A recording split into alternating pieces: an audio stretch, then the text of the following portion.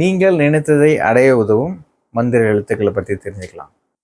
மந்திர எழுத்துக்கள்னு சொல்லும் பொழுது நான் சுவிட்ச் வேர்டை பற்றி தான் நான் சொல்கிறேன். சுவிட்ச் வேர்டுன்னு சொல்லும்போது ஏன் மந்திர வார்த்தைன்னு சொல்கிறேன் அப்படின்னா, இப்போ உங்களுக்கு கான்சியஸ் மைண்ட் இருக்குது, அதாவது நினைவு மனம். இப்போ நீங்கள் நம்ம பண்ணுற எல்லா விஷயங்களும் பார்த்தீங்கன்னா கான்சியஸ் மைண்டில் தான் பண்ணுறோம். சப்கான்சியஸ் மைண்டு அப்படின்றது என்னென்னா உங்களோட ஆழ்மனம். உங்கள் ஆழ்மனம் சில விஷயங்கள் உங்கள் நினைவு மனத்துக்கு தெரியாமே ஆழ்மனத்தை மாற்றக்கூடிய இயல்பு பார்த்தீங்கன்னா இந்த சுவிட்ச் வேர்டுக்கு இருக்குது. அதனால தான் சுவிட்ச் வேர்டை மந்திர எழுத்துக்கள்னு சொல்கிறேன். சுவிட்ச் வேர்டை பயன்படுத்தும் போது நீங்கள் ஒரு முக்கியமான விஷயத்தை புரிஞ்சுக்கணும். என்ன அப்படின்னா, உங்களுக்கு நம்பிக்கை இல்லைன்னா இந்த சுவிட்ச் வேர்டை பயன்படுத்தக்கூடாது. ஏன்னா நம்பிக்கை இருந்தால் தான் இந்த சுவிட்ச் வேர்டு நல்லா வேலை செய்யும்.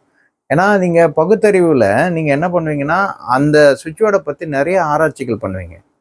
ஆனால் அந்த பகுத்தறிவையும் தாண்டி ஒரு ஆழ் மனசுக்கு கொண்டு சேர்க்கக்கூடிய ஒரு பவர் இந்த சுவிட்ச் வேர்டுக்கு இருக்கு.